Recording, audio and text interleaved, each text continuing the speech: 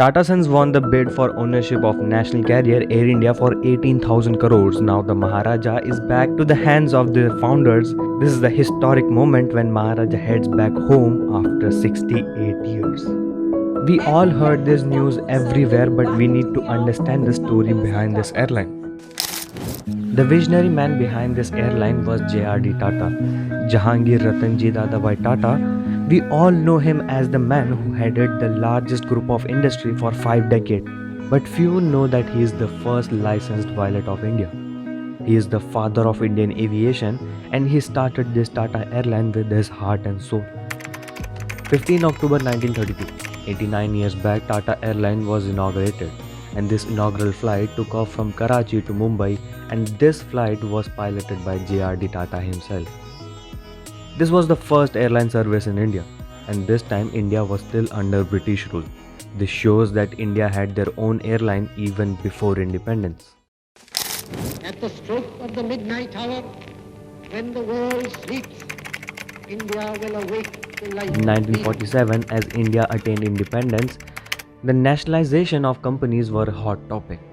Government went ahead on this plan to nationalize many companies, including Tata Airways.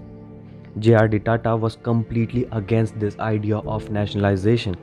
He knew that Government of India had no experience in running an airline company. It would bring a decline in employees' morale and a fall in passenger services. His protest fell in 1952. Government took 49% stakes of the carrier and named it Air India. Air India was operating internationally while Indian Airlines was operating domestically. After some time, he was given the chairmanship of Indian Airlines and Air India, but he was controlled by government. And in 1978, government dropped J.R.D. from the chairmanship of Air India and directorship of Indian Airlines, and his favorite company was snatched by government. After some time, events played out exactly how J.R.D. predicted.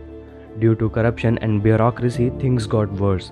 The ministers and politicians did vacation on the name of foreign tours, and Air India paid for all of that. In 2004, the aviation minister of that time made a decision to buy 111 aircraft. The budget was very less, and they didn't had the plan to how to use this aircraft and how they will be repaying this loan. To manage things up, they merged Indian Airlines and Air India, and things got worse. After that, Air India never made profit till date and accumulated a loss of over 70,000 crores, and government was facing 20,000 crores on a daily basis. Who will be paying this amount? Of course, the taxpayers.